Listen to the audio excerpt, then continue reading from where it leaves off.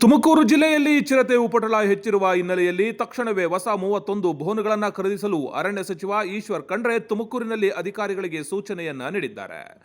ತುಮಕೂರು ನಗರದ ಜಿಲ್ಲಾ ಅರಣ್ಯ ಸಂರಕ್ಷಣಾಧಿಕಾರಿ ಕಚೇರಿಯಲ್ಲಿ ಮಾತನಾಡಿದ ಅವರು, ಜಿಲ್ಲೆಯ 50ಕ್ಕೂ ಹೆಚ್ಚು ಗ್ರಾಮಗಳಲ್ಲಿ ಚಿರತೆ ಹಾಗೂ ಮಾನವ ಸಂಘರ್ಷವಿದ್ದು ಜಾನುವಾರುಗಳ ಮೇಲೆ ದಾಳಿ ಮಾಡುತ್ತಿರುವ ಪ್ರಕರಣ ಹೆಚ್ಚಾಗುತ್ತಿರುವುದು ಆತಂಕಕಾರಿ ಎನಿಸಿದೆ. ಈ ಕೂಡಲೇ 31 ಹೊಸ ಬೋನುಗಳನ್ನು ಖರೀದಿಸಿ ಯಾವುದೇ ಗ್ರಾಮದ ಬಳಿ ಚಿರತೆ ಕಾಣಿಸಿಕೊಂಡಿರುವ ಮಾಹಿತಿ ಬಂದ ಕೂಡಲೇ ವನ್ಯಜೀವಿ ವಿಭಾಗದ ಸಿಬ್ಬಂದಿ ಕಳಿಸಿ ಪರಿಶೀಲಿಸಿ ಚಿರತೆ ಸಂಚಾರ ಖಚಿತವಾದರೆ ಬೋನುಗಳನ್ನು ಇಡಲು ತುರ್ತು ಕ್ರಮ ವಹಿಸಬೇಕು ಎಂದು ಅವರು ಅಧಿಕಾರಿಗಳಿಗೆ ಸೂಚನೆಯನ್ನ ನೀಡಿದ್ದಾರೆ.